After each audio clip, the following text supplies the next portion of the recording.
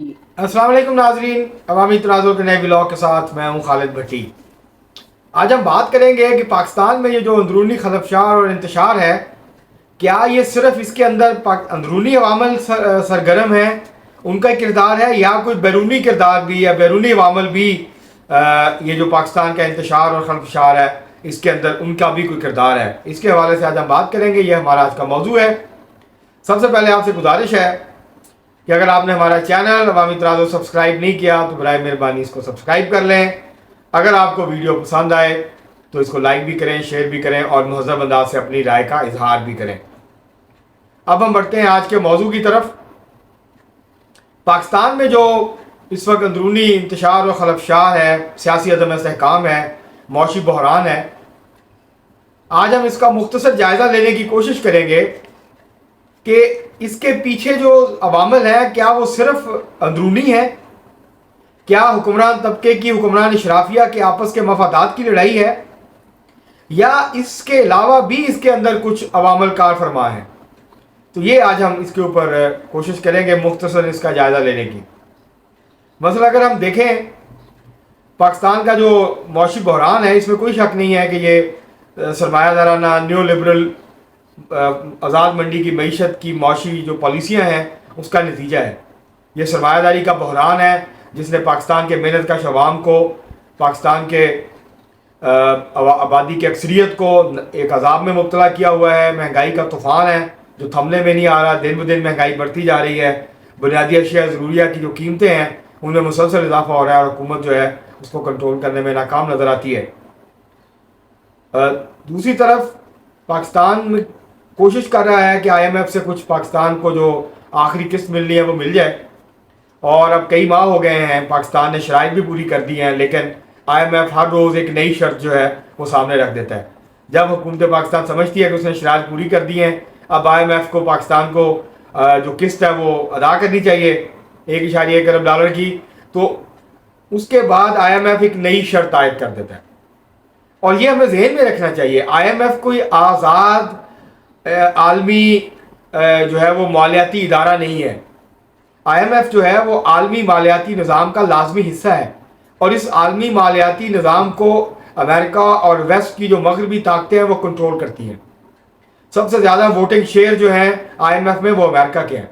बस अगर पूरी दुनिया के 190 मेंबर मुल्क हैं IMF के, अगर 189 इकट्ठे हो जाएं तो 85 वोट चाहिए हैं किसी भी फैसले को मुकम्मल तौर पे जो है वो रद्द करने के लिए। मतलब अमेरिका के ख़िलाफ़ जाके अगर अमेरिका के 16 जो वोट हैं अगर उसके ख़िलाफ़ कुछ करना चाहें तो 85 वोट दरकार हैं। अमेरिका को एक तरह से वीटो हासिल है क्योंकि उसके पास 16 वोट हैं। तो इसकी बुनियाद पे अमेरिका क्योंकि कंट्रोल करता है, डॉलर जो है वो आलमी करेंसी है, तो इसकी वजह से जो आलमी मालियाती सरमायादाराना निज़ाम है दुनिया में इस वक्त, उसके ऊपर तसल्लुत है, अमेरिका का गलबा है उसके ऊपर।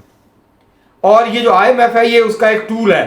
अमेरिका की जो खारजा पॉलिसी है उसका अहम जुज़्व है IMF, जिसके ज़रिए से जिस तरक्की पज़ीर मुल्क को क्राइसिस में आ जाता है, उसको पैसे चाहिए होते हैं, तो फिर अमेरिका की हदायत के ऊपर मुश्तमिल जो IMF है वो उसके साथ उसको कंडीशंस पेश करता है, उसके ऊपर शराइत आयद करता है। अगर आप अमेरिका के साथ हैं तो नरम शराइत पे कर्जा मिलता है। अगर आप अमेरिका के साथ नहीं हैं और कोई आज़ादाना पोजीशन लेना चाहते हैं या अमेरिका के ख़िलाफ़ हैं तो फिर IMF आपको नाको चने चबवाता है। तो ये है इस वक्त जो IMF जो पाकिस्तान के साथ खेल खेल रहा है, इसके पीछे मुकम्मल तौर पे अमेरिका है, और उनको अंदाज़ा है कि पाकिस्तान इस वक्त नाजुक माशी सूरत से गुजर रहा है। बहरान शिद्दत अख्तियार करता जा रहा है। पाकिस्तान को पैसों की अशद ज़रूरत है, डॉलर्स की अशद ज़रूरत है। ज़र मुबादला के तो खैर $4.4 अरब रह गए हैं स्टेट बैंक के जो हैं।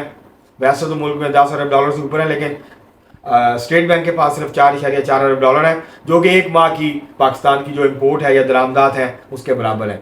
एक तो ये जो मौशी बहरान है इसके पीछे भी सिर्फ अंदरूनी अवामल नहीं है।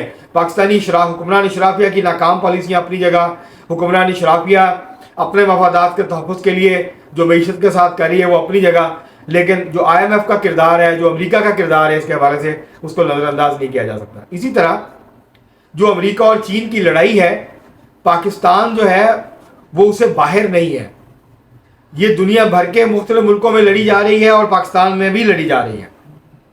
اس وقت امریکہ یہ چاہتا ہے کہ پاکستان جو ہے وہ یوکرائن کے معاملے پہ اور یہ جو چین کو کنٹین کرنے کی جو امریکہ کی پالیسی ہے اس میں پاکستان چین کے ساتھ کھڑا ہونے کی بجائے امریکہ کے ساتھ کھڑا ہو یا پاکستان آزادانہ پوزیشن نہ لے. اس وقت حکومت کی جو پاکستان کی جو سرکاری فارن پالیسی یا اسٹیٹڈ پوزیشن ہے وہ یہ ہے کہ ہم اس جنگ میں کسی کیمپ کا حصہ نہیں بنیں گے. ہم کیمپ مینٹیلٹی اور کیمپ پالیٹکس کو عالمی سطح پہ مسرد کرتے ہیں.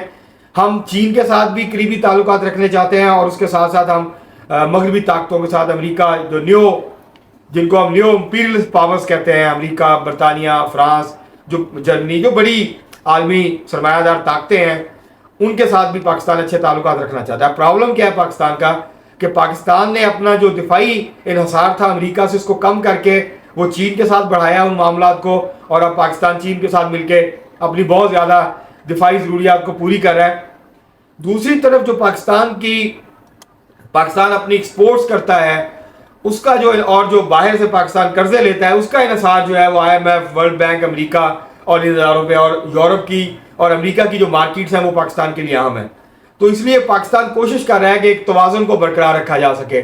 لیکن امریکہ بہادر یہ چاہتا ہے، امریکی سامراج یہ چاہتا ہے کہ یہ توازن قائم نہ کرے، پاکستان کھل کے اس کے ساتھ کھڑا ہو.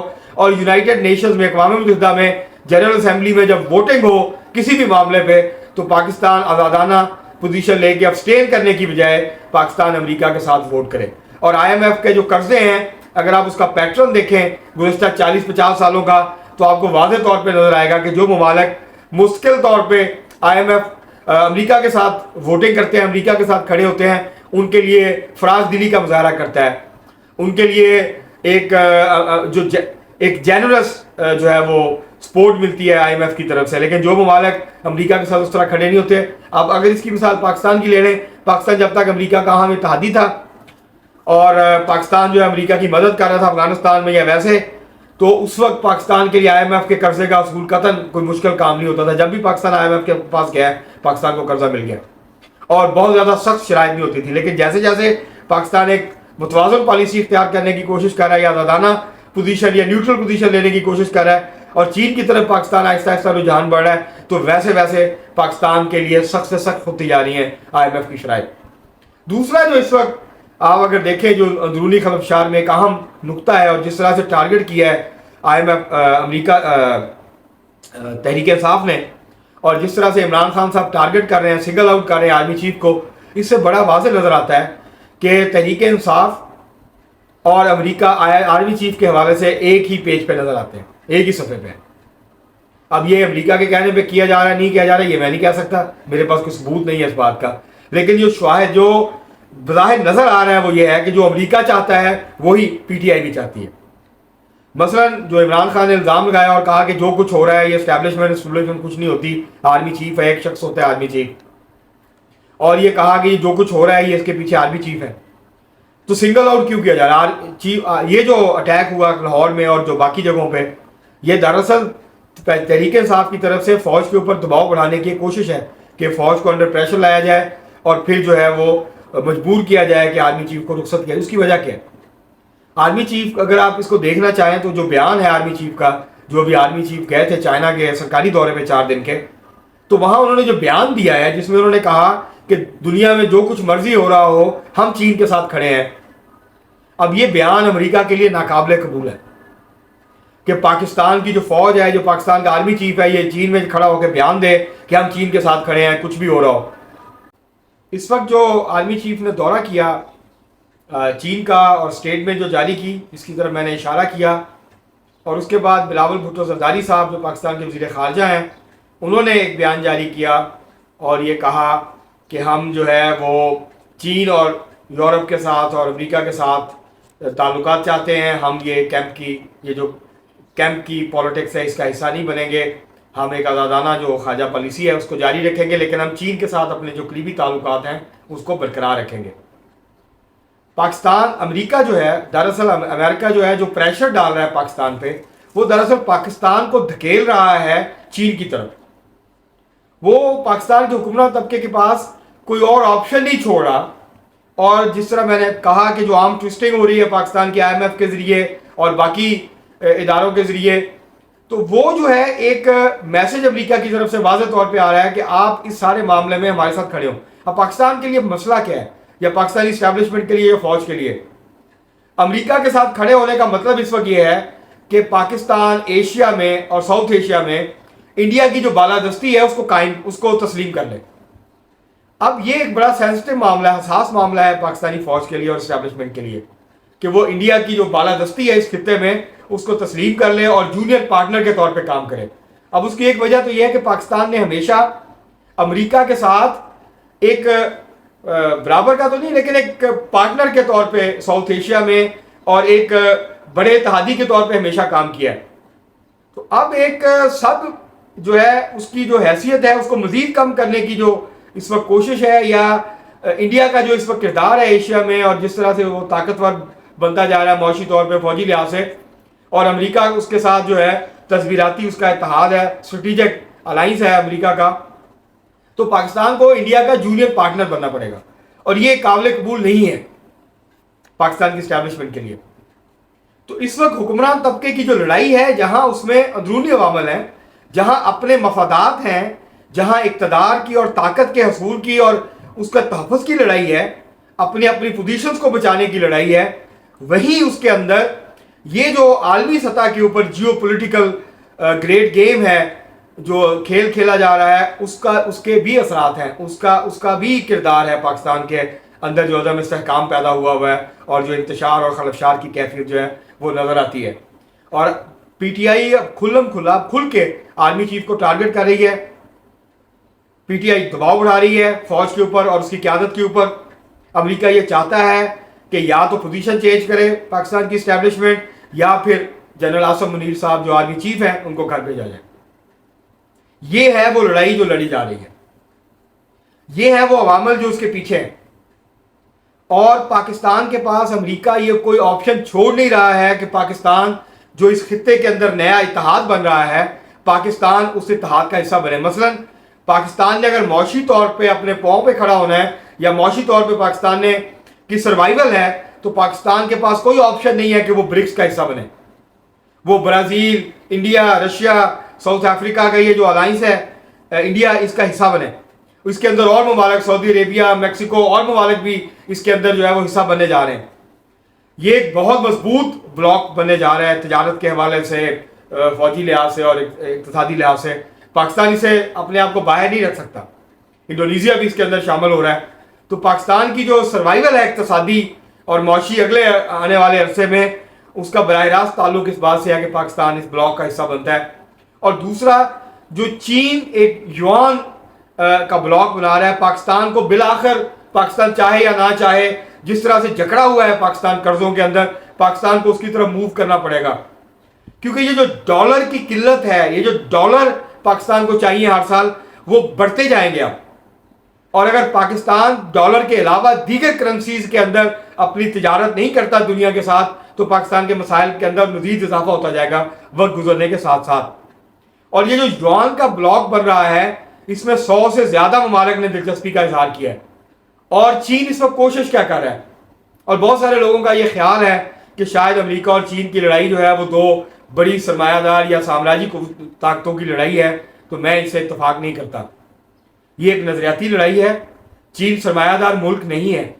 چین کی معیشت میں, چین کی ریاست میں اب بھی سوشلسٹ جو عناصر ہیں وہ حاوی ہیں, ان کا غلبہ ہے. چین ایک سوشلسٹ پلان مارکیٹ اکانومی ہے, جس کے اندر نجی شعبہ بھی ہے, جس کے اندر جو ہے وہ ریاستی شعبہ ہے, لیکن ریاستی شعبہ جو ہے اس کا غلبہ ہے, وہ حاوی ہے چین کی معیشت کے اندر. چین کی کوشش ہے کہ ڈالر کو عالمی کرنسی کے طور پہ کمزور کیا جائے, اور اس کے لیے چین جو ہے وہ مختلف ممالک کے ساتھ اس کی کوشش ہے کہ ڈالر یا یورو کی بجائے یوان کے اندر اس کی جو کرنسی ہے اپنی, اس کے اندر وہ دنیا کے مختلف ممالک کے ساتھ تجارت کرے.